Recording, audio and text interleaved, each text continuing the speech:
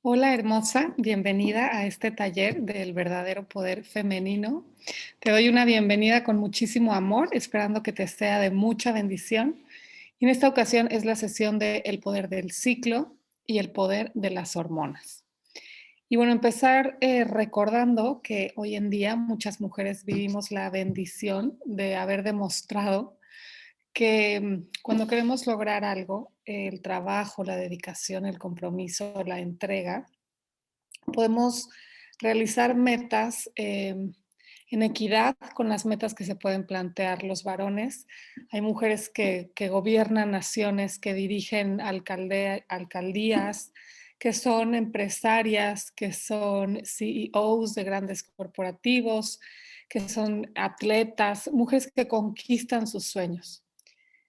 A la par que estaban en esta labor, que estamos en esta labor de criar hijos, de hacer comunidad, de tejer nuestro entorno. Y es un preámbulo para decir que hoy en día las mujeres estamos haciendo más que nunca. Pero hacer más que nunca, esa actividad tiene un costo hormonal. Y ese costo hormonal se ve reflejado en nuestra salud, en nuestra vida espiritual, en nuestra emocionalidad y muchas veces incluso en el cuerpo. Em, Donde hay que llamar la atención es que es un precio que muchas veces pagamos sin conocerlo, sin saber que el cuerpo nos está pasando una factura. ¿Por qué? Porque no hay ese conocimiento profundo de nuestro ciclo hormonal, nuestro ciclo ovárico, uterino, etcétera. Y por ahí puede haber fugas de nuestra vitalidad, de nuestra alegría, de nuestra salud, pero hay que tener como esa claridad. Entonces, con eso en mente, hemos estructurado este módulo para hablar de las principales hormonas, cómo es nuestro sistema endocrino, cómo repercute en nuestro cuerpo físico y cuál es su reflejo en nuestro cuerpo emocional. Vamos a hablar de hormonas de la felicidad, hormonas del enamoramiento, obviamente el ciclo, esa ciclicidad femenina y métodos de observación de la fertilidad. El sistema endocrino, junto con el sistema nervioso, son parte del mecanismo fundamental de control de nuestro cuerpo. Comprende una serie de glándulas, como pueden ver aquí en la imagen, que producen hormonas, las cuales son mensajeras. Las hormonas son mensajeras entre las células, llevan mensajes a todo el cuerpo, son como el servicio postal del cuerpo y con el objetivo de mantener un estado de salud óptimo. Esto es en relación al sistema endocrino. Y su contraparte en el cuerpo energético, que algunas filosofías han llamado ruedas o vórtices, tendría que ver con esta idea, por ejemplo, en sánscrito que le llaman chakras, en el antiguo anáhuac, nuestras culturas mexicanas les llamaban cuecuellos, pero los chakras significan rueda o vórtice y se considera que son puntos energéticos como pequeños campos magnéticos que interactúan con nuestro cuerpo físico. Es muy interesante abordarlo desde la biología, desde lo más cuantificable, porque así podemos ver una relación muy evidente de a qué se refiere como esta simbiosis de cuerpo-energía, cuerpo-mente. Vamos a platicar un poquito de qué hace el sistema endocrino y de qué está compuesto. El hipotálamo, que está pues en nuestro cerebro, es el vínculo entre el sistema endocrino y el sistema nervioso. Y es como la conciencia o la voz que habla con la pituitaria, la pituitaria sería la directora de la orquesta del sistema endocrino con sus glándulas. La pituitaria utiliza la información que recibe del cerebro para dar esa serie de instrucciones a las demás glándulas del cuerpo. Después viene la glándula pineal. La pineal también está en el cerebro, más o menos a la altura del entrecejo, y regula los ritmos circadianos, los estados de sueño y de vigilia. La pineal no solo nos prepara para irnos a dormir, sino nos mantiene conectados con ese vaivén de información del entorno para saber cómo organizar nuestro metabolismo, por así decirlo. Y lo que secreta es la melatonina. Después tenemos la tiroides y la paratiroides. Y están muy vinculadas con los procesos digestivos. La tiroides produce la hormona tiroidea o tiroxina y pequeñas glándulas detrás de la tiroides se llaman paratiroides, regulan niveles minerales en el cuerpo. Luego tenemos el timo, a la altura del corazón. El timo es hasta abrazadito por los pulmones y el timo está vinculado con el sistema inmunológico. Produce una hormona que se llaman, bueno, una sustancia que se llama linfocitos, que son las células que combaten enfermedades en nuestro sistema inmunológico, a la altura del corazón.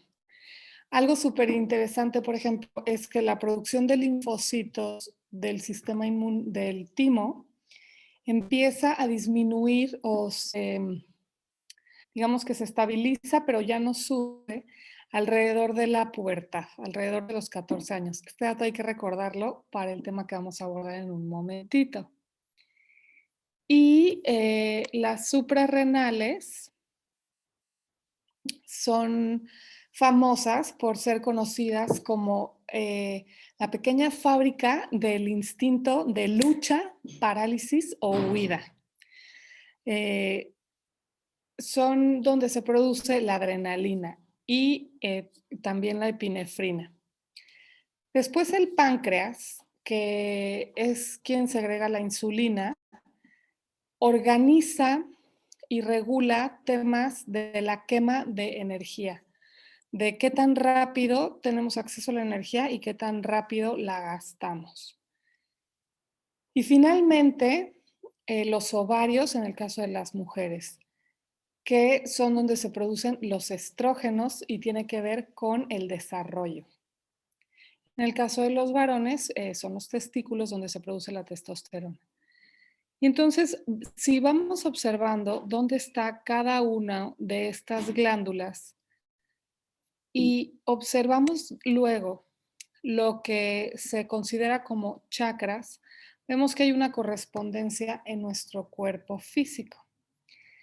Esa correspondencia en nuestro cuerpo físico nos ayuda a abordar desde la energía, desde la conducta y desde la creencia, la importancia de conocer nuestro sistema hormonal y qué vínculo sobre todo tiene con el ciclo femenino. ¿Por qué? Porque durante el ciclo femenino las fluctuaciones de hormonas femeninas, que vamos a desglosar en un momento, influyen en todo el sistema endocrino. Y eso tiene que ver con nuestros niveles de energía y con las conductas con las que hacemos frente a esos cambios hormonales. Y para empezar a hablar de conductas, vamos a partir de las hormonas de la felicidad. ¿Quiénes son las responsables de esos estados de gozo, de alegría, de gratificación, de apertura? Son una infinidad de hormonas y neurotransmisores, pero vamos a abordar las más populares, las más conocidas, que sería la serotonina, una de ellas. las endorfinas, la dopamina y la oxitocina, como las más representativas. La serotonina, que se encuentra principalmente en las plaquetas de la sangre, en el cerebro e incluso en los intestinos, contribuye al bienestar y a la felicidad. Nos ayuda a tener un estado de ánimo estable y elevado. Nos ayuda a prevenir estados depresivos o muy irritables y es un precursor de la melatonina. ¿Eso qué quiere decir? Que es más fácil conciliar el sueño o evitar problemas de insomnio, perdón, cuando estamos en un estado anímico estable, porque eso le ayuda a la melatonina, que es la que regula los ciclos circadianos. Además, ¿cómo les? Para las mujeres, para nosotras, es bien importante recordar que si fuésemos hipersensibles a las hormonas femeninas, esas impactan en la producción de serotonina. ¿A qué me refiero? La progesterona, que es la hormona que liberamos durante los días del famoso síndrome premenstrual, influye en la producción de serotonina, inhibe ligeramente los niveles típicos de producción de serotonina a los que estamos acostumbradas. Tomando eso en cuenta, podemos comprender por qué a veces tenemos ese cambio de estado de ánimo que puede tender hacia la nostalgia, hacia la tristeza, hacia la irritabilidad durante el famoso síndrome premenstrual. Bueno, porque la progesterona que está bañando nuestro útero tiene un impacto sobre la producción de serotonina que tiene que ver con ese estado de ánimo elevado. Y entonces tener esa información nos ayuda como a relajarnos y saber que es un momento y que es pasajero. Después vienen las endorfinas. Las endorfinas se sintetizan en la glándula pineal y se distribuyen por el resto del sistema nervioso y en el sistema gastrointestinal y en el torrente sanguíneo. Se conocen como opiáceos endógenos. ¿Esto qué quiere decir? Son como sustancias de la felicidad, inducen estados de creatividad, de apertura, porque actúan sobre áreas del cerebro que estimulan como las áreas de placer y de recompensa. Por eso nos ayudan a crear una sensación de bienestar, de placidez. Y la dopamina, bueno, y las endorfinas también, por ejemplo, cuando tenemos dolor físico e inclusive dolor emocional, dolor psicológico, el cuerpo descarga endorfinas como para amortiguar el impacto. Por eso cuando hay un golpe muy fuerte, duele más cuando se enfría, cuando ya pasó un rato. O esto también explica por qué cuando una persona recibe una noticia muy impactante, al principio la reacción inicial puede ser como de inacción, como de shock, por así decirlo, pues porque tiene que ver con esa cascada de endorfinas que amortigua. Cuando disminuye, cuando ya se van diluyendo en el cuerpo, pues es cuando se manifiesta o se siente más el dolor. Y ahora vamos a hablar de la dopamina. La dopamina es como la hormona de la recompensa, o sea, sí, de la recompensa. También está vinculada a regiones del cuerpo del placer y la sensación de relajación, pero a diferencia de las endorfinas, la dopamina es más como la sensación de gratificación de haber terminado una tarea, de hacer actividades de autocuidado consciente, de comer. Eso en su aspecto positivo, porque también con las malas conductas hay un premio en dopamina, por así decirlo, una gratificación.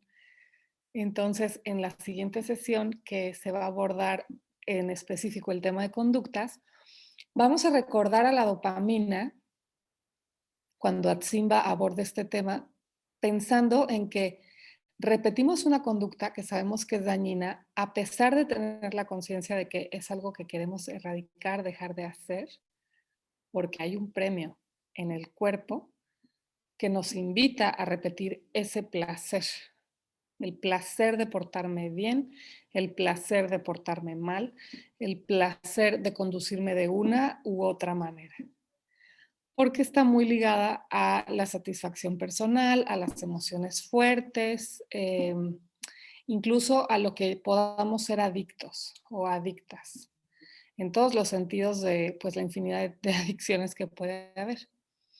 Y la oxitocina, que tiene esta reputación de ser la hormona del amor, del vínculo, del apego, de las relaciones filiales estables, ya sea ágape o eros, porque se supone, bueno, es la hormona que nos ayuda a vincularnos, a establecer vínculos, pero a nivel más biológico, más orgánico, también es la hormona de la expulsión. ¿A qué me refiero con esto? A que es la hormona, por ejemplo, que ayuda muchísimo en la labor de parto.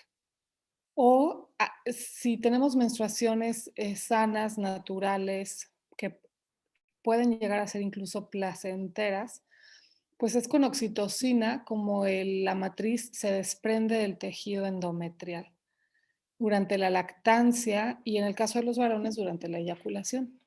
Y todos estos momentos pues están entretejidos con los lazos afectivos, con los vínculos de amor. Esto es a grandes rasgos la explicación como de las hormonas de la felicidad, del bienestar. Y es importante recordarlas porque todas ellas varían dependiendo del momento del ciclo en el que nos encontramos. Vamos a quedarnos con esa información. Y para las que tienen duda de qué onda con el amor, pues el amor también es totalmente hormonal. Hay quienes incluso hablan de narcóticos porque inducen al cuerpo estados así, literalmente como de narcosis. Y les voy a explicar una y las demás las menciono. La feniletilamina, perdón.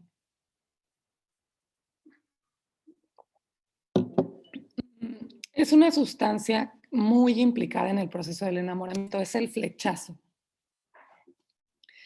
Es esa sensación así impactante de amor, de enamoramiento, cuando hay mucha atracción. Y aquí también recuerden a Simba cuando les diga que el amor así pasional que arrastra, que es el amor de la vida y que nos lleva a pasiones profundas, ahí no es.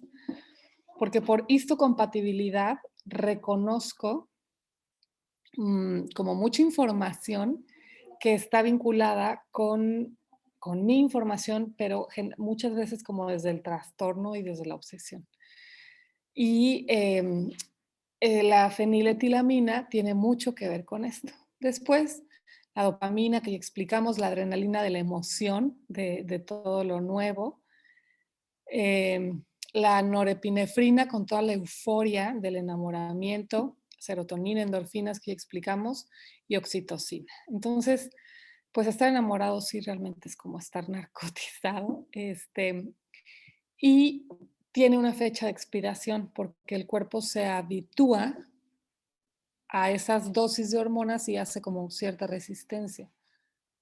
Por eso también es bien importante en la pareja saber qué conductas invitan a la producción de esas hormonas, porque es una triada. Son mis creencias, lo que cultural, socialmente he aprendido pues a creer, que son los paradigmas con los que me conduzco. Está la conducta, cómo me comporto en ese entorno, y lo que está pasando dentro de mi cuerpo es la triada de creencias, conducta, hormonas. y es un camino de vías que se comunican entre sí en todos los sentidos, porque si modifico mis creencias, puedo modificar mi conducta y entonces influyo en mi sistema hormonal, ¿no? Es como la manera de reentrenar el cuerpo cuando queremos tener conductas diferentes para tener resultados diferentes. Pero cuando logramos entenderlo desde la hormona, nos podemos plantear en qué estado hormonal quiero ponerme, así como de manera deliberada. Por eso hablan de que el enamoramiento se acaba en relación a esa serie de reacciones químicas cerebrales, pero luego entran en juego otras hormonas como de la estabilidad y de valorar ese apego más ecuánime, más estable y menos adictivo en el cuerpo. Y todo esto para entrar al tema del ciclo femenino, el ciclo menstrual. ¿Por qué? Porque, bueno, en el ciclo menstrual, esta subida y bajada de hormonas que tenemos las mujeres en las diferentes fases del ciclo, que son 4, como les mencionaba hace ratito, influye en la producción de unos u otros estados hormonales. Hay 2 momentos. Les voy a presentar. Tenemos el ciclo ovárico. En el ciclo ovárico podemos hablar de la fase folicular y de la fase lútea. Entonces, ¿a qué me refiero? Que en la fase folicular, adentro del ovario, está madurando ese óvulo que vamos a liberar. Después hay esa ovulación y adentro del ovario empieza una fase lútea, que es el cuerpecito que rodeaba al óvulo que se maduró, muere. Y hay como esa, esa pérdida, por así decirlo. Luego tenemos lo que sucede adentro de la matriz. Como pueden ver aquí, este sería el día 1 del ciclo, cuando hay sangrado.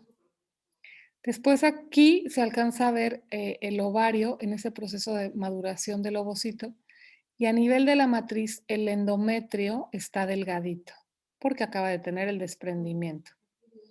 Después el endometrio se engrosa porque aquí fue la ovulación. Entonces el endometrio está listo para recibir esa posibilidad de un óvulo fertilizado. Y aquí sería ese momento, ¿no? Aquí es cuando un embarazo sucede o no sucede, porque es cuando se implanta. Y luego regresamos a los días de sangrado. Eso es lo que está pasando adentro de la matriz. Eso es lo que está pasando adentro de los ovarios. Esto sería lo que le va sucediendo al endometrio. Se desprende el tejido endometrial, hay sangrado. Luego está la fase proliferativa que se está como engrosando, regenerando. Y después está esta fase que lo sostiene el estrógeno. Y acuérdense, perdón, la progesterona. Y la progesterona inhibe la producción de serotonina. Entonces, aquí por aquí, en el pico, tenemos los días del síndrome premenstrual, que lo podemos ver aquí. La progesterona sería esta curva, ¿no? Entonces tenemos la fase preovulatoria y la fase ovulatoria. Eso a nivel del ciclo. En los ovarios está la fase folicular y la fase lútea. Y en la matriz está el sangrado, la fase proliferativa y la fase secretora. No es necesario aprender como tan a detalle los diferentes ciclos dentro del ciclo femenino, pero sí, o sea, con lo que hay que quedarnos es que toda esa subida y bajada y vaivén de hormonas que suceden al interior de la matriz y de los ovarios tienen una influencia bien importante en todo el sistema endocrino. ¿Quiénes son las hormonas femeninas? El estrógeno prepara la ovulación y la fecundación. Interviene en que se metabolice la grasa y el colesterol, y esto es bien interesante, fíjense. El estrógeno es la hormona que decide, por así decirlo, de qué manera se distribuye la grasa en el cuerpo. Pero como está esta triada de conducta, creencia y hormonas, si mi conducta no es femenina, mi nivel de producción de estrógeno baja. Y como mi nivel de producción de estrógeno baja, la grasa del cuerpo se distribuye de manera diferente. Cuando la conducta es femenina, la grasa se distribuye en las caderas, en los glúteos y en los senos principalmente. Y cuando la conducta tiende a ser más masculina y por lo tanto hay más producción de testosterona, la grasa se distribuye en el vientre, en la espalda y en la parte superior del tórax. Entonces, la conducta modifica nuestro cuerpo. Por eso Atsimba siempre dice, las curvas no se hacen en el gym, las curvas se hacen en el movimiento circular, en el movimiento femenino. En el gimnasio pues se fortalecerán los músculos, pero si queremos una figura más curvilínea es desde la conducta. Y la progesterona, recordemos que influye en la producción de serotonina. Y la progesterona prepara el endometrio para la implantación del embrión. Y si el embrión se implanta, es la progesterona la que sostiene el embarazo. Por eso a las embarazadas se nos dice como que tenemos cambios de humor así enormes, pero es porque la producción de progesterona está hasta arriba. Y las hormonas folículo estimulante y luteinizante influyen en los ovarios. La folículo estimulante es la que ayuda a que se madure el ovocito. Y la hormona luteinizante es la que estimula la liberación de ese óvulo para que inicie su viaje por la fiembra uterina, por las trompas. Entonces, con esa información podemos comprender el ciclo ovárico, el ciclo uterino y también entender por qué Atsima nos dice que una cosa es la ovulación y otra cosa es la menstruación. ¿Por qué? Porque puede haber ovulación sin que se presente la menstruación. Sucede. Por eso, después de la plenopausia, hay un riesgo inmenso de quedar embarazada si no hay un método de control natal. Porque como hay ausencia de menstruación, pues la mayoría de las mujeres asumen que ya no hay fertilidad. Y ciertamente la fertilidad está bajando, pero en cualquier momento puede haber una ovulación. Y ándale, la vida cuando quiere vida se encarga de que suceda. Sobre todo si esa mujer está con un hombre que activa hormonalmente esa pulsión de reproducción, porque hay que recordar que son los varones los que tienen la necesidad de reproducirse, de tener hijos. Y las mujeres tenemos la posibilidad y una conducta femenina es que esa conducta se encienda cuando un varón la activa. Si no, es más una creencia el querer ser mamá, porque las mujeres tenemos la posibilidad, no la necesidad, y los varones tienen la necesidad y no la posibilidad. Por eso un varón pone el nido, va por la hembra y la convence, por así decirlo, de tener un bebé, una cría. Y para resumirlo de una manera así súper sencilla, como para niñas, vamos a pensar en el ciclo ovárico y el ciclo uterino como el ciclo femenino. Y vamos a compararlo con un árbol. Entonces vamos a pensar que la tierra es la matriz y el árbol son los ovarios.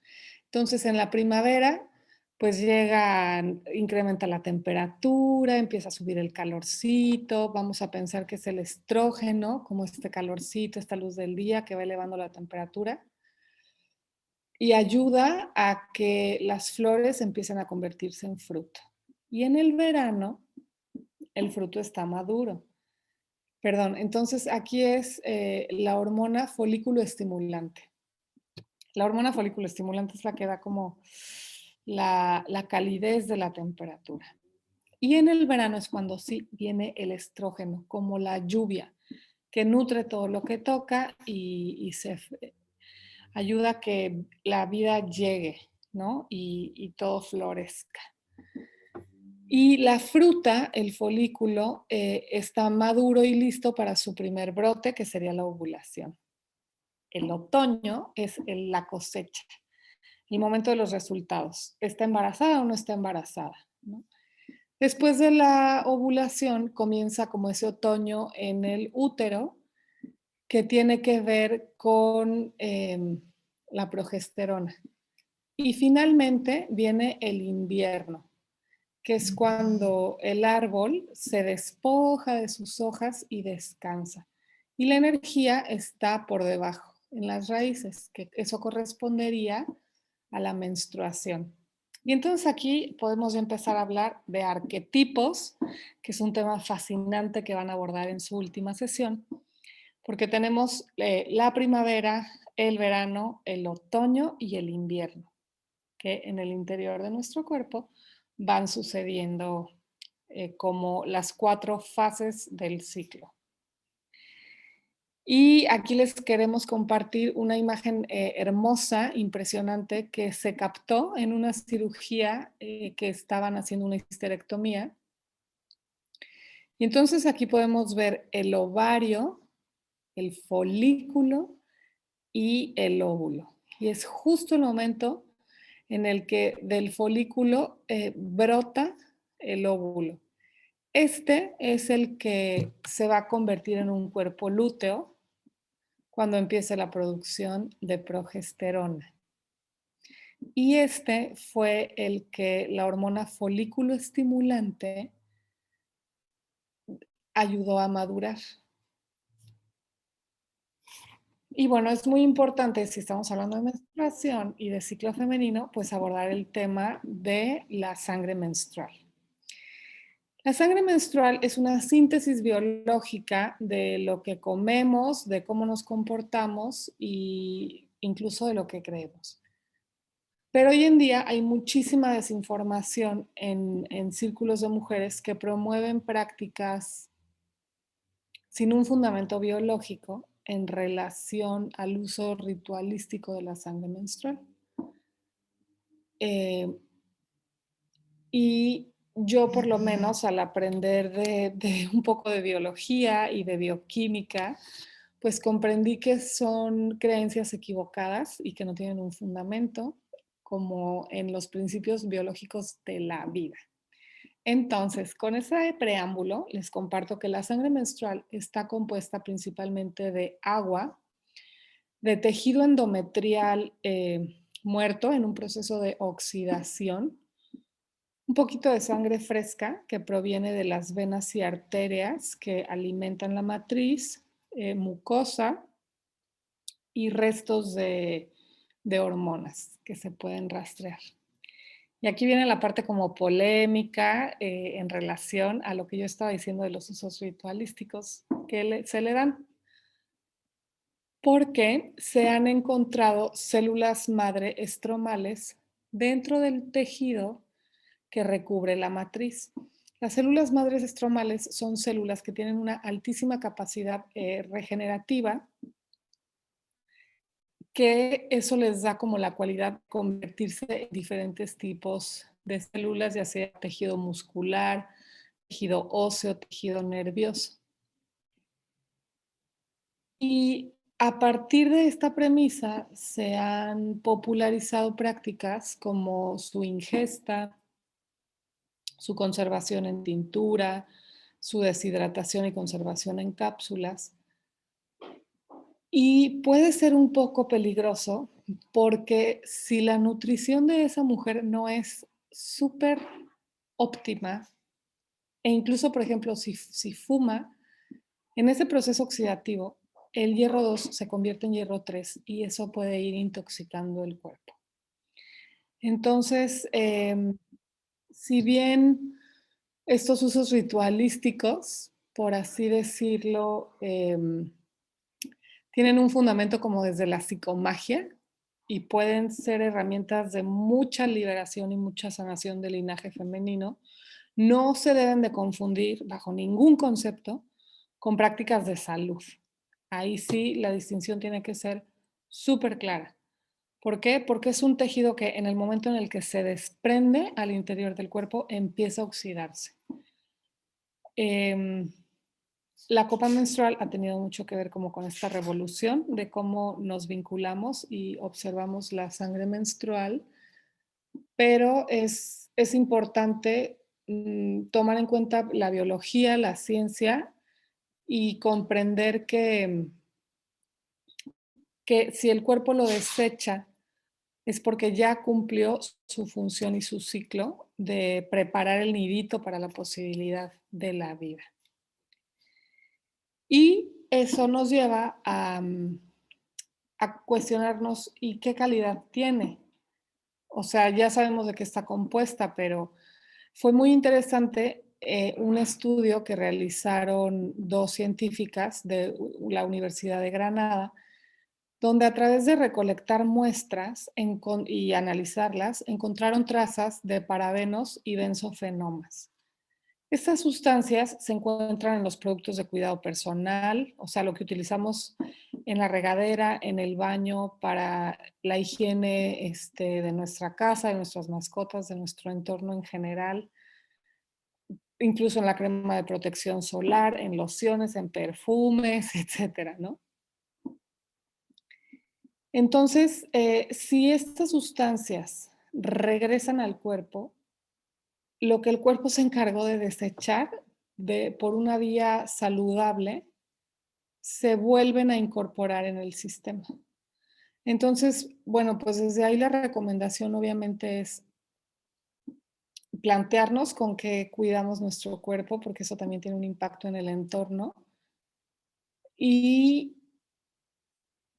purificar todo nuestro sistema, hacer como una desintoxicación, porque casi la mayoría de los productos de higiene íntima femenina contienen productos que intoxican el cuerpo. Y si tomamos en cuenta la cantidad de horas que una mujer está en contacto íntimo con estos productos de higiene femenina, pues eso nos explica por qué el cuerpo está intoxicado de todas estas sustancias. ¿Y qué alternativas sanas o más ecológicas y más amables primero con el cuerpo y luego con el entorno tenemos? Está la copa, pero es súper importante que si tienen curiosidad en este tema, se acerquen con una asesora muy buena que les tiene que hacer más preguntas que su profesional de la salud, con quien ven sus temas de salud femenina, porque para que una copa funcione tiene que ser sumamente cómoda y eso tiene que ver con las características específicas anatómicas del cuerpo de cada una. Y aún así yo siempre les digo, la copa no es para todas. Las esponjas íntimas no son para todas, ni las toallas lavables. Lo que sí es para todas es tener información, tener conocimiento, primero autoconocimiento del cuerpo y luego conocer estos productos y ya tomar otras decisiones. Lo que sí es súper importante es que cuando hacemos la transición a este tipo de productos de higiene femenina, muchísimos síntomas de malestar del ciclo disminuyen considerablemente o incluso desaparecen, porque pues dejamos de estar en contacto con todas estas sustancias que están vinculadas al proceso de producción de lo típico comercial, ¿no? ¿Y qué remedios naturales a qué remedios naturales nos podemos encontrar para mantener esa salud óptima? Son muchos. Y aquí es importante acotar dos cosas. Las prácticas de autocuidado no quitan las visitas con nuestra o nuestro profesional de la salud. Lo que sí nos dan es un montón de herramientas para la autogestión y tal vez ir mucho menos. o tal vez ir con más información y en lugar de decir, es que me pica, pues decir, me parece que tengo una infección con estas características o me parece que tengo una erupción cutánea en esta área del cuerpo, como veíamos en la primera sesión de conocer nuestra anatomía, ¿no? Pero los remedios naturales, por mencionar los más comunes, es la aplicación de ventosas en el área de la espalda y el vientre para sacar fríos, para hacer reacomodos muy gentiles, incluso contracturas musculares que puedan estar vinculadas a los ligamentos que ayudan a sostener la matriz. Las irrigaciones son los lavados vaginales. El uso de huevos Johnny, que son estos huevitos que se insertan para el fortalecimiento del suelo pélvico, las vaporizaciones, el cierre de cadera, que es una práctica hermosa que se realiza después del nacimiento de un bebé, para energéticamente cerrar el vientre y físicamente ayudar a que se reacomode la matriz.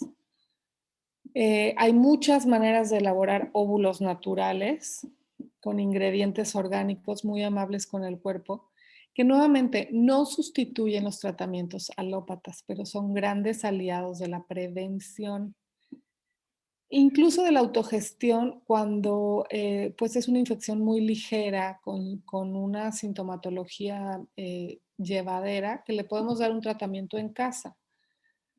Está el masaje taoísta de senos, el masaje de matriz, los baños de asiento, los fomentos de agua, que puede ser agua medicinal infusionada con plantas y flores medicinales, y también las compresas de aceite. ¿Por qué lo menciono con tanto cariño? Porque son prácticas de salud femenina ancestrales que podemos encontrar en casi todas las culturas de nuestro planeta y que son remedios de la abuela que si hacemos memoria recordamos algunos que otros y que se han ido perdiendo pues por la conveniencia aparente de recurrir a recursos de la medicina alópata, pero también creo que más importante que eso es por esa desconexión de las prácticas de autocuidado y apapacho así femenino, de hacer una pausa y sumergirnos en ese ritual, ¿no? De apapacho. Y si ustedes buscan información en Internet, van a empezar a encontrar un montón de referencias de este tipo, del ciclo menstrual y las 4 fases de la luna. Y se acuerdan que yo les mencionaba las 4 estaciones y estos 4 arquetipos, y también eso está vinculado a las 4 fases de la luna. Entonces, esta información es correcta, pero se vuelve muy interesante cuando podemos irla desglosando más a detalle. Entonces, aquí tenemos la fase creciente, ¿no?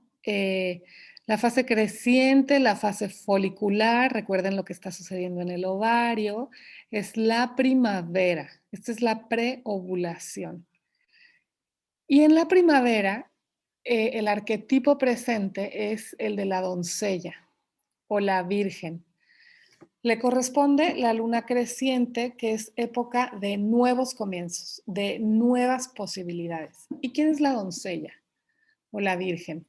Es la mujer que es dueña de su energía, que está completa en sí misma y con esa capacidad lúdica de juego, de búsqueda. Y la fase que le corresponde del ciclo es la preovulación, que es una fase muy dinámica, muy de acción. Es un momento en el que nos dan ganas de empezar proyectos, hacemos las listas súper largas de todo lo que queremos concretar. Y el momento, la iniciación femenina que enciende este arquetipo es la menarquia o menarca, que es la primera menstruación. Y es como ese rescate de la niña interior, juguetona, alegre, divertida. Y una manera hermosa de honrar este arquetipo es que a las niñas de nuestro entorno les demos esa bienvenida al misterio femenino del ciclo, con esa intención, con esa alegría, con ese júbilo de doncellas, de princesas, de vírgenes que se divierten. Y eso nos lleva como al rescate de nuestra propia niña interna. Luego, ¿quién viene? Bueno, después viene la luna llena, el verano, la fase ovulatoria, em, la hormona luteinizante que empuja al folículo a sacar el óvulo. Su estación, como les decía, es el verano, es la luna llena, es el estrógeno que llega así con las aguas del verano y la semilla crece, da fruto y madura. Y aquí nos lleva al arquetipo de la madre, de la matriz que da vida, de esa capacidad de creación y es ese momento de mucha expresión, de mucha vida, de mucha abundancia y la iniciación que lo marca es la maternidad, el nacimiento de un bebé que hace esa transformación profunda, energética, psíquica, emocional y en el cuerpo de una mujer, pero aquí no hay que limitarnos a la idea de un hijo físico, de un bebé nada más, sino también es esa posibilidad de ser madre de un proyecto, de un emprendimiento, de una pieza literaria, de una puesta en escena, de algo que queremos poner en el mundo y hacerlo crecer y hacerlo florecer y que se sostenga sobre sus dos pies.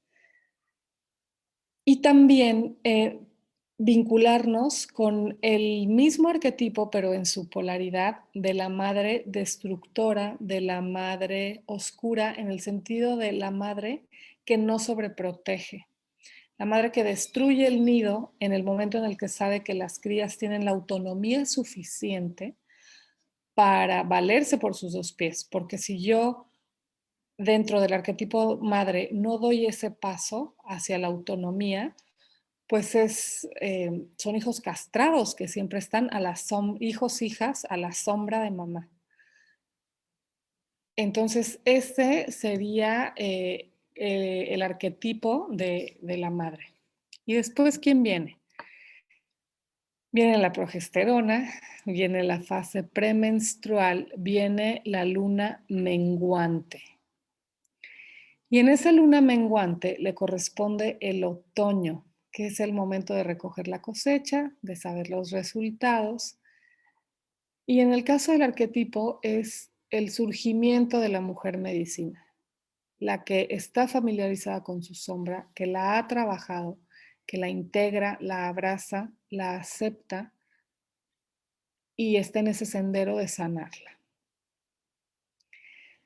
Está vinculado con la fase premenstrual porque hay esa conexión con el inconsciente, con las emociones profundas y vamos a acordarnos de lo que platicábamos de la serotonina, que al bajar la progesterona, la producción de serotonina invita a otros estados de conciencia a manifestarse. Puede ser un momento del ciclo de sueños muy vívidos, de mucha lucidez a nivel como de claridad, aunque está nublado por una serie de emociones un poco pueden aparentar ser depresivas.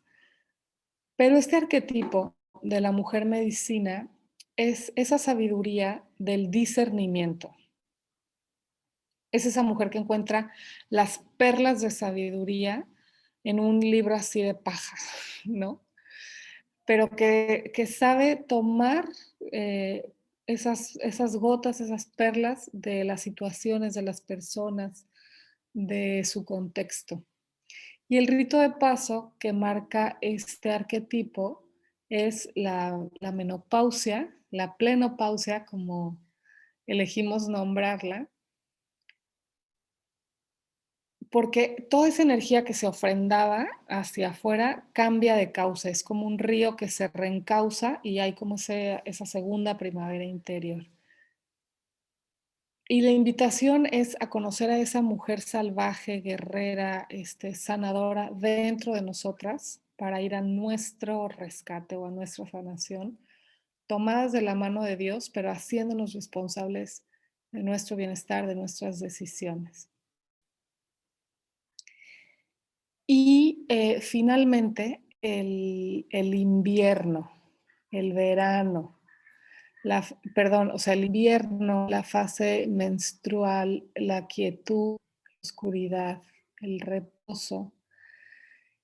Y es un momento de renovación, de introspección. Por eso es muy importante que este momento del ciclo viva desde esa intención, de ese silencio interior para permitir el renacimiento, para que la primavera pueda llegar con toda su fuerza y su belleza y sus aromas y sus polinizadores. Tiene que haber ese descanso profundo en el invierno. Y es el arquetipo de la mujer sabia, la anciana sabia, que ha alcanzado una claridad muy profunda. Y en ese invierno, las visiones creativas, el entendimiento, ahí se gesta. Y el rito de paso, aunque se considera la muerte, se refiere a la muerte de egos, ¿no? Cuando la esencia se va puliendo y nos vamos dando permiso de ir muriendo a todo lo que no es verdaderamente nuestro, que no está alineado con quienes somos en Dios. Entonces, estos 4 arquetipos de la psique femenina son fascinantes porque nos pueden ayudar a vincularnos, a comprender nuestro sistema hormonal, nuestros chakras, nuestros cuellos o vórtices de energía, pero también nos dan mucha luz sobre nuestra conducta y son referencias. Estas son referencias que autoras han compartido, pero que yo tengo que validar en mi cuerpo. ¿Cómo? A través de la elaboración de un etograma o calendario lunar, voy a tener herramientas para ir observando en qué arquetipo ando más, con qué conducta me estoy vinculando más, pero se vuelve muy fascinante y esto es algo que van a ver en su última sesión, en la sesión del poder de la energía con Atsimba, porque de cada arquetipo general o arquetipo como paraguas se desglosan diferente. Vamos a tomar los ejemplos de las diosas griegas, de las diosas vírgenes como arquetipos, obviamente para poder expresar cuestiones de nuestra psicología. No es lo mismo una doncella Artemisa, que es la cazadora, la hermana, la que está en círculos de mujeres, que está en pro de la sororidad, de la naturaleza, de la defensa, de la conservación, que la diosa virgen Atenea, que es la de la sabiduría, la estrategia, el estudio, la concentración, que es súper objetiva y que si se pone una meta hasta que la consigue no lo suelta, que Hestia, que es como la sacerdotisa, la devota, la que ha entregado su vida a su esencia, a la consagración de su relación con Dios, al cultivo de las virtudes, a la construcción de su templo interior. Y las 3 son diosas vírgenes, las 3 son doncellas. Pero con este test que van a hacer en la última sesión, van a poder encontrar desde dónde están proyectando su energía arquetípica y los rasgos psicológicos con los que nos conducimos. Luego está la madre, igual tomando el ejemplo de los arquetipos de las diosas griegas, está por ejemplo Demeter, que es la que es mamá, por el placer y el enorme gusto y recompensa de tener a sus hijos, hijas. Que mal encausado es la madre narcisista, la madre que sobreprotege, la madre que castra, porque no destruye el nido, no permite que sus crías se paren sobre sus dos pies. Pero es mamá por el placer de los hijos. Y luego está el arquetipo de Afrodita, que es mamá por el placer del amor, porque es un hijo fruto de ese amor, de esa pasión, de ese vínculo profundo que tiene em, desde ese arrebato de la vida, ¿no? Y Hera, que es otro arquetipo, que es la esposa, la que tiene hijos para que su esposo tenga descendencia, para que el linaje continúe, para formar familia, para ser el sostén de la sociedad y de la comunidad desde la familia. Entonces, son maneras súper distintas de abordar el arquetipo de la maternidad. Entonces, como les decía, estas son referencias y estas también que debemos de ir llevando a nuestra vida desde el autoconocimiento, desde la observación. Por eso el etograma o el círculo lunar es una herramienta fantástica para ver dónde andamos. Porque como ya hemos mencionado, y van a ver muy a detalle en su siguiente módulo, en la conducta femenina es esencial saber por cuánto tiempo, delante de quién y con qué finalidad. Porque yo tengo la posibilidad de sacar mi testosterona y sacar mi lado masculino en mi entorno laboral, en el territorio, pero no delante del varón que es mi pareja, porque ahí cedo mi masculinidad para yo tomar una conducta femenina y que esa energía que yo cedo le ayude a florecer todo su potencial masculino, que va a encauzar en mí porque tiene que ver con el resguardo, la protección, la seguridad.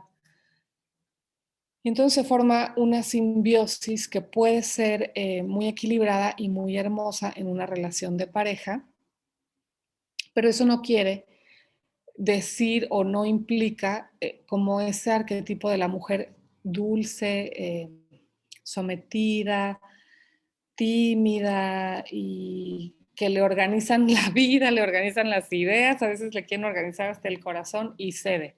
No, no, no, no. No confundamos una conducta femenina en una relación de pareja que ser femenina en todas las áreas de mi vida y perder esas cualidades masculinas de toma de decisiones, de ambición profesional, de capacidad de acción, de lógica, de raciocinio, porque también tenemos esa energía, también producimos testosterona y también es súper valioso tener esas herramientas para sentirnos independientes y autónomas, ¿no? Pero con esa sabiduría de saber enfocarlo o saber llevarlo. Y hasta aquí me parece que es como, qué padres los arquetipos, qué bonito ser invierno en la menstruación y estar muy descansada y muy callada. Pero yo soy abogada, yo soy juez, yo soy doctora, yo soy maestra, yo soy mamá, ¿y a qué hora? ¿O cómo? O sea, ¿cómo vinculo esa información con mi vida, con mi día a día? Y una manera de explicarlo, como para tener un ejemplo muy puntual, sería como desde el punto de vista del ámbito de las ventas. Vamos a pensar en la doncella, en la fase preovulatoria, en, en toda esta hormona folículo estimulante que hace que la semilla se prepare, que esté en flor. Entonces es un momento de entrevistas, de citas, de planeación, de creación, de trazarse objetivos, que nos, que nos va llevando como a ese querer ver los frutos, ¿no? Y aquí corporalmente, en el etograma, podemos revisar que estamos en este momento de la preovulación, revisando la posición de nuestro cérvix, la temperatura, el flujo y nuestro estado emocional energético. Luego la ovulación vendría siendo ese momento de tener juntas, de ver a clientes, de ir a exposiciones, de presentar ideas, de crear proyectos y mostrarlos al mundo, porque es la fase proliferativa, es el estrógeno. Y el estrógeno es una hormona fantástica que incluso nos ayuda a sentirnos radiantes y con un día de cabello bien peinado desde que despertamos. Es porque es el momento en el que existe la posibilidad de la vida. Entonces nos ayuda a tener mucha apertura. Después el otoño, que corresponde a la mujer medicina y a la fase premenstrual, puede ser un momento como de trabajo de escritorio, de cierres, de contratos, de cotizaciones, de trabajo interno, más, más al interior y menos hacia afuera.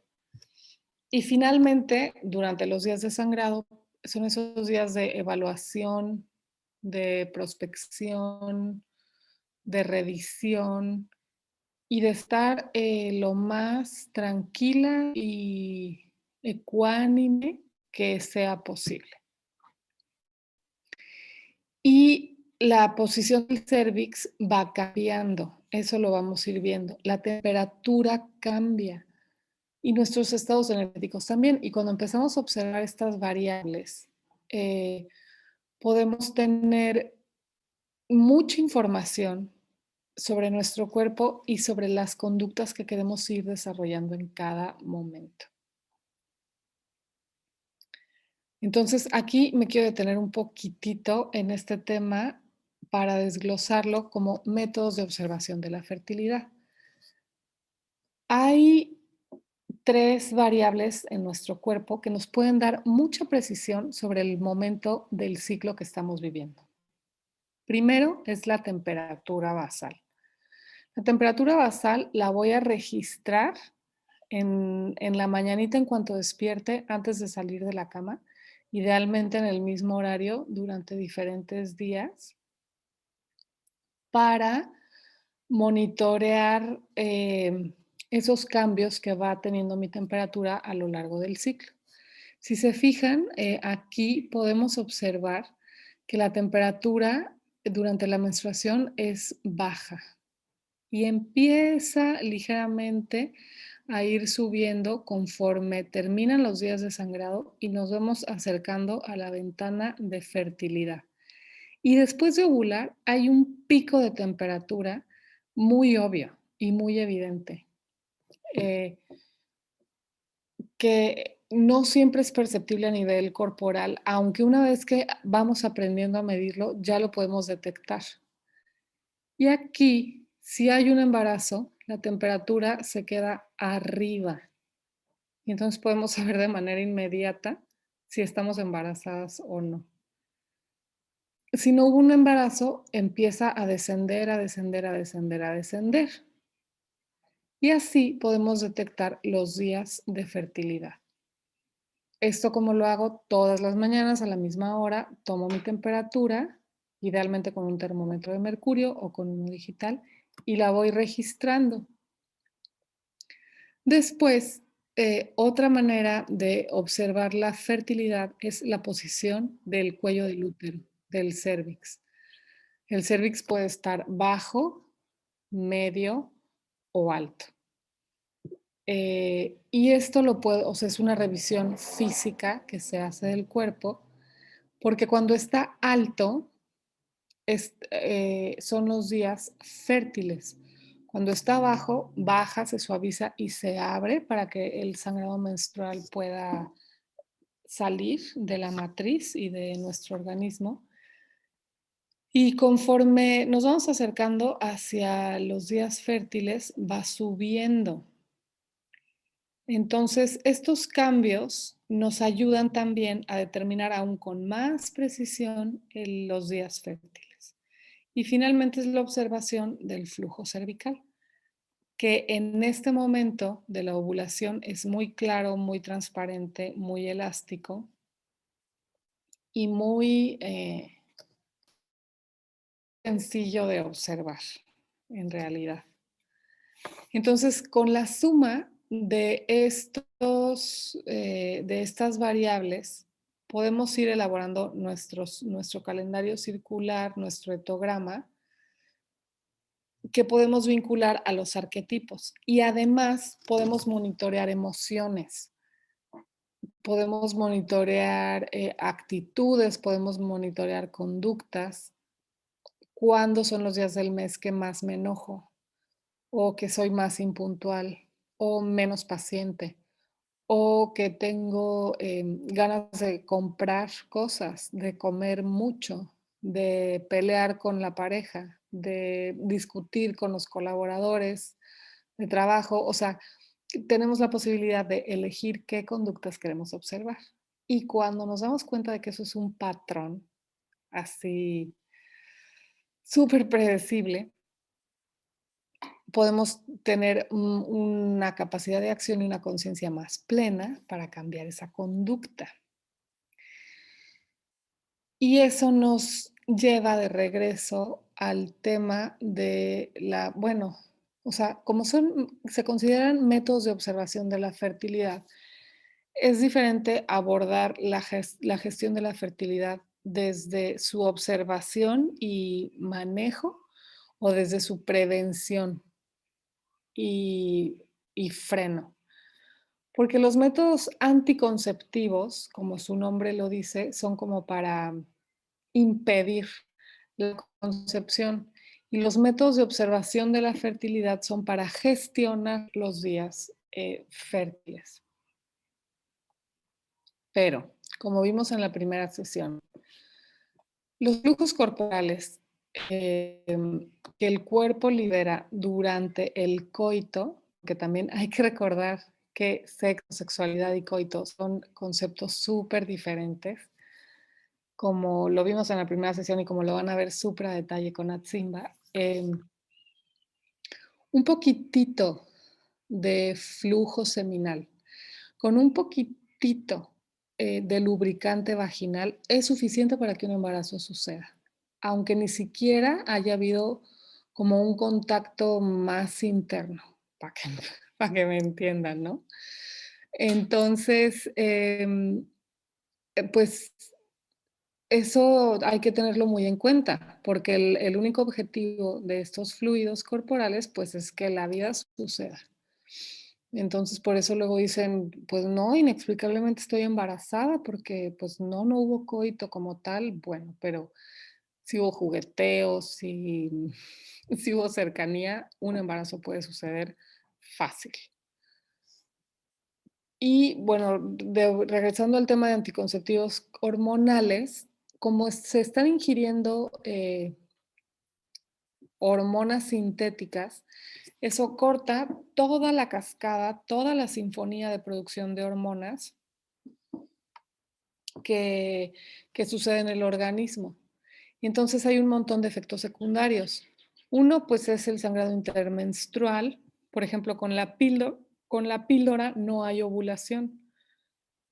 Y lo que sucede es un sangrado por deprivación. Como la píldora se deja de tomar unos días, el cuerpo sangra porque tiene como una pequeña pérdida gestacional, porque antes pensaba que tenía que sostener un embarazo, por así decirlo, y entonces eso impide la ovulación. Y al dejar de tomar estas hormonas durante el periodo de descanso de la píldora, pues hay un sangrado. Luego también es el sangrado intermenstrual, que hay como cambios muy importantes en el patrón. Puede haber aumento de peso, por esto que yo les platicaba del estrógeno y que deciden cómo se distribuye la grasa en el cuerpo. O sea, malestares físicos, náuseas, mareos, dolor de cabeza, pérdida de líbido. Y los medios mecánicos como el DIU no tienen una eficacia tan alta y tienen el riesgo de que suceda un embarazo con el dispositivo puesto y después se vuelve un tema muy, pues muy difícil de abordar porque si el DIU se retira, una vez implantado el óvulo, puede haber una pérdida gestacional. Al momento de quitar el DIU, pues se trae el óvulo implantado, ¿no? Pero si se deja, pues está el riesgo para el bebé de estar creciendo en la matriz con el DIU ahí también. Entonces, bueno, es para considerarlo y sobre todo para que cuando estemos con nuestro profesional de la salud, la decisión del método anticonceptivo sea desde la información. No es que no sean recomendables, sino que tenemos que tener toda esa información para decidir qué puede ser lo óptimo para nuestro cuerpo. Y cómo cultivar, cómo equilibrar toda esta cascada de emociones, de hormonas, de conductas y de creencias.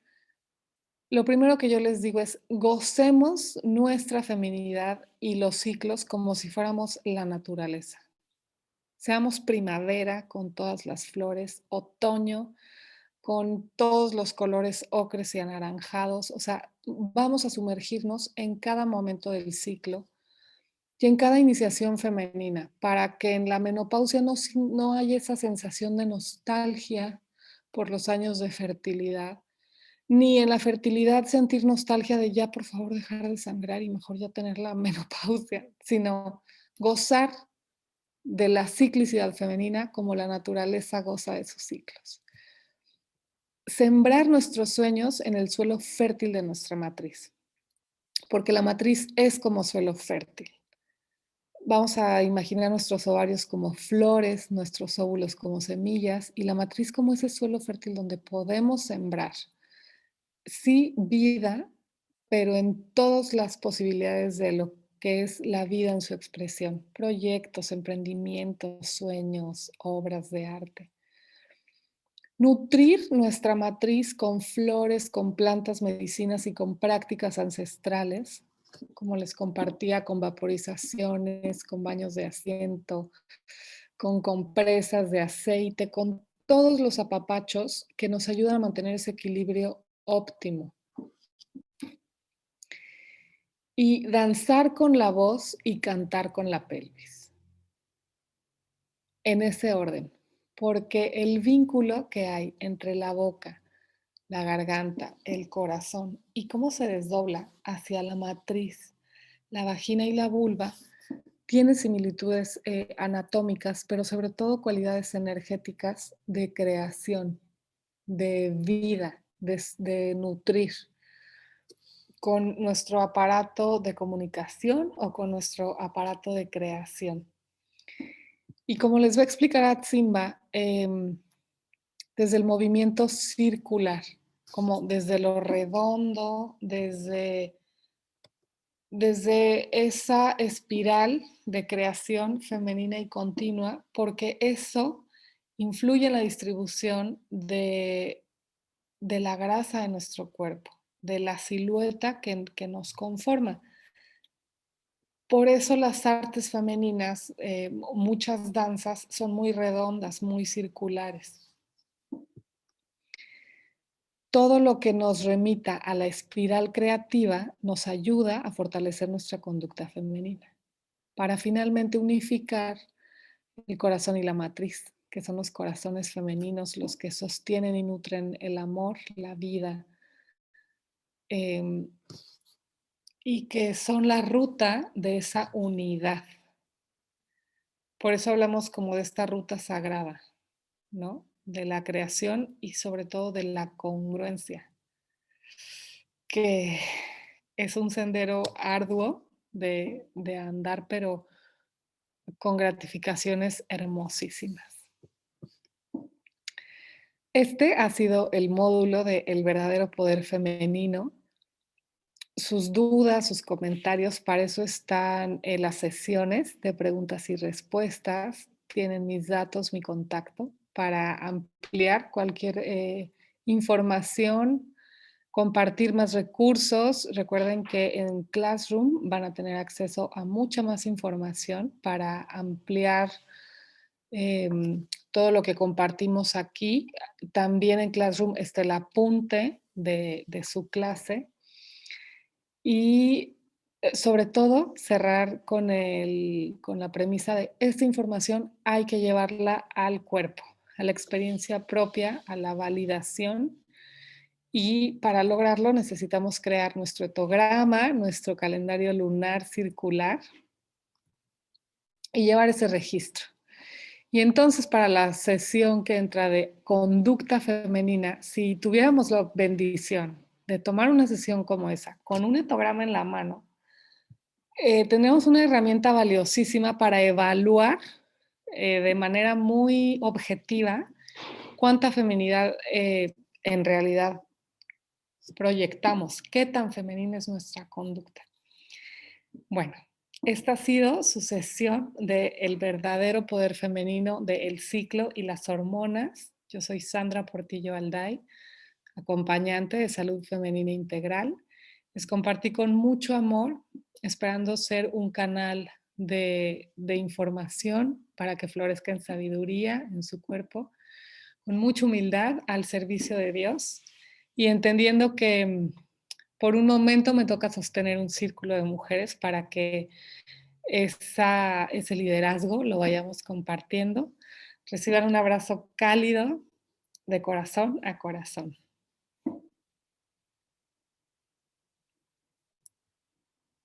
Listo.